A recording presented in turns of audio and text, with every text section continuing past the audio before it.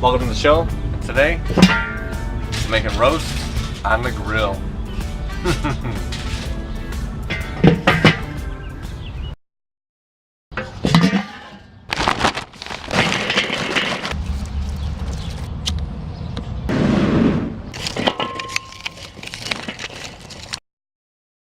ChefTomcheff. Let's get started. First, we're cutting up the onion into wedges. We want nice big chunks for our roast.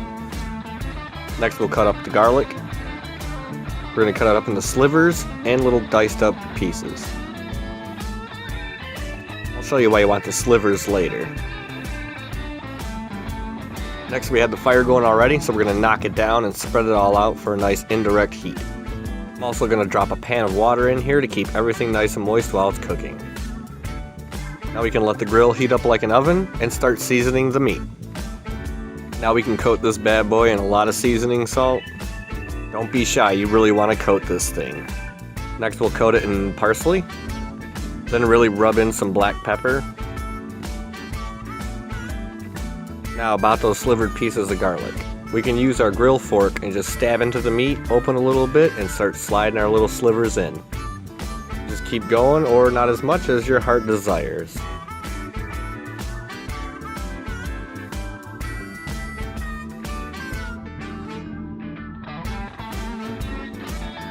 Constantly watch the fire and add coals as needed to keep the fire nice and steady. Might be a slow process, but it's definitely worth it. Now we have to sear the meat. Searing the meat before you roast it helps lock in the moisture and the juices inside the meat. Now we gotta find our hot spot.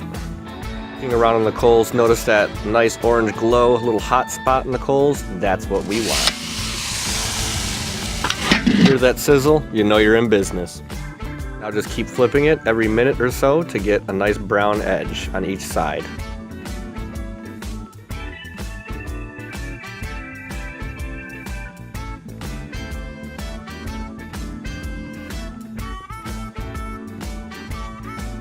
Now that we're done searing the meat, we'll slap it in a pan, give it some more seasoning, and get it ready to roast.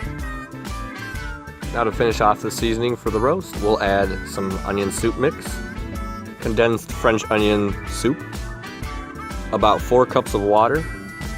Now we can top it off with the little bits of garlic we cut up earlier, and toss on the onions. Now we can slap the bricks on and slide in our roast. A little bit later, the fire died down, so we had to add some more charcoal to keep this thing cooking.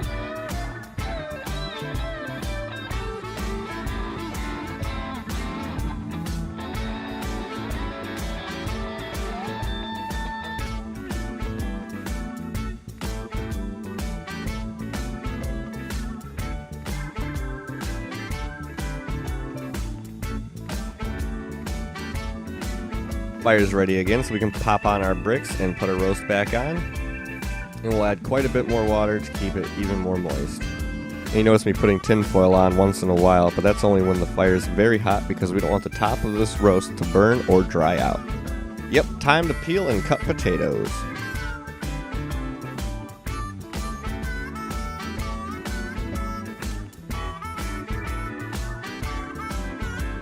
It's been an hour since we started cooking this roast, so now we're going to add the potatoes and carrots.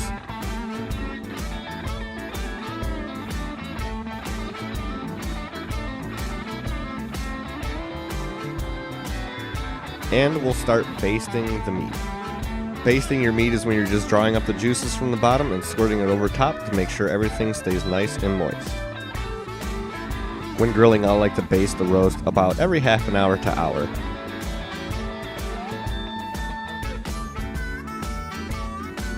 It's been a while, so we're going to check and see if these potatoes and carrots are cooked yet. Just poke them with a fork. If the fork goes right through the carrots and potatoes, they're done. If not, give it a while.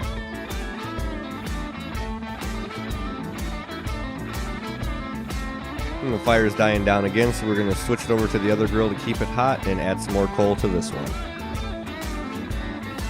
And while doing this, I noticed that the little pan at the bottom is empty of water, so I'm going to fill it right back up because you want to use this to keep evaporating water to keep it really moist.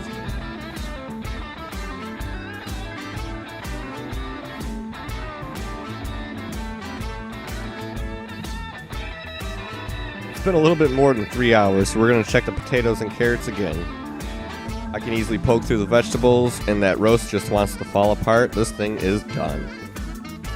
Time to pull this thing off and eat. We've been waiting all day.